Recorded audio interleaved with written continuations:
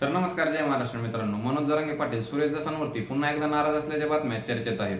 कारण आपल्या एका इंटरव्ह्यूमध्ये सुरेश दस असे म्हणतात की संतोष देशमुख यांच्या हत्या प्रकरणामध्ये बरेच जण म्हणजे खूप सारे सहआरोपी आहेत आणि जर यांच्यावरती संपूर्ण लक्ष वेधले तर मुख्य आरोपी हे हातातून निसटून जातील. यामुळे आम्ही आणि देशमुख कुटुंबियांनी काही गोष्टींवरती पूर्णविराम लावला आहे. आता यावरती मनोज जरांगे पाटील सुरेश दसांचे नाव न घेता काय बोलतात हे आपण बघू आजच्या व्हिडिओमध्ये.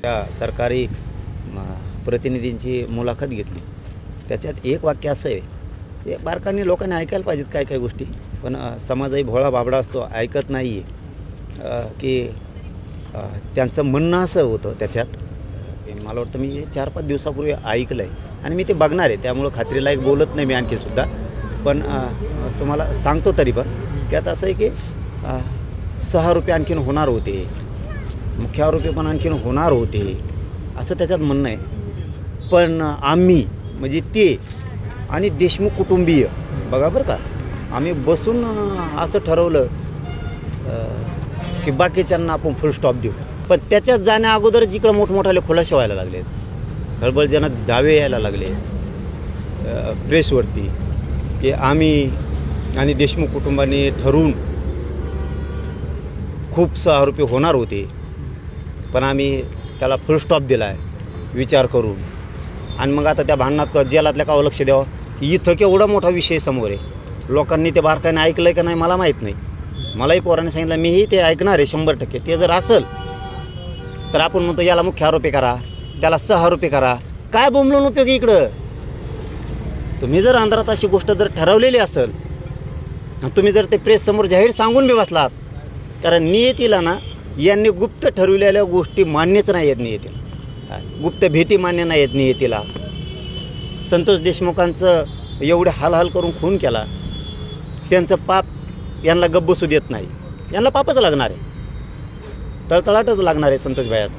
कारण तुम्ही ज्या गुपित गोष्टी ठरवतात त्या तुमच्याच तोंडातून गपदिशी बाहेर येतात आणि तुम्ही त्या सांगितल्यात. आणि इतकी भयानक गोष्ट आहे ती, तुम्हाला किती सिरियस वाटते भया मला माहीत नाही, पण ती एवढं सिरियस विषय आता. जर त्या मुलाखतीत तसा शब्द असेल, आम्ही आणि देशमुख कुटुंबांनी खूप आरोपी होणार होते, पण आम्ही ठरवून फुल स्टॉप दिला आहे आणि हे मात्र मी जाहीर मान्य करतो असं त्याच्यात ते म्हणलेत, तर याचा अर्थ लय मोठा होतो. मला तरी वाचवण्याचा प्रयत्न करत होतो. आता ते मला आधी ऐकू द्या, मग लक्षात येईल की जनता इकडं आक्रोश करते न्यायासाठी आणि इकडं मागं जर काही ठरवून गोष्टी ठरवत असली, याला 6 आरोपी होऊ द्यायचं नाही, त्याला मुख्य आरोपी होऊ द्यायचं नाही, ह्यो मंत्री वाचायचा, तो राजकीय मित्र वाचवायचा, आणि कुटुंबाला हाताखाली धरून जर अशा गोष्टी होणार असल्या तर हे अवघड आहे. संतोष भाईला न्याय मिळणार कसा मग? नाही, आता तुमच्या आणखीन पण लक्षात नाही आलं की जे तुमची जी मुलाखत होती तुमच्या समूहानं घेतलेली, त्या स्पष्टच आहे ना, देशमुख कुटुंबियांनी ना आम्ही ठरवून काही गोष्टी थांबवल्यात या शब्दाचा अर्थ महाराष्ट्राला समजतोय का? देवेंद्र फडणवीसांनी काय गेम केला आहे का काय, शंका येते ना. मला ते ऐकायला लागेल आधी पूर्ण, मी ऐकली पण ते लक्षात मी चांगलं घेणार आहे, तो विषय नेमका काय, त्याचा अर्थ काय होतो. आणि ते जर त्यांनी ही गोष्ट मान्य केली तर ही खूप गंभीर विषय.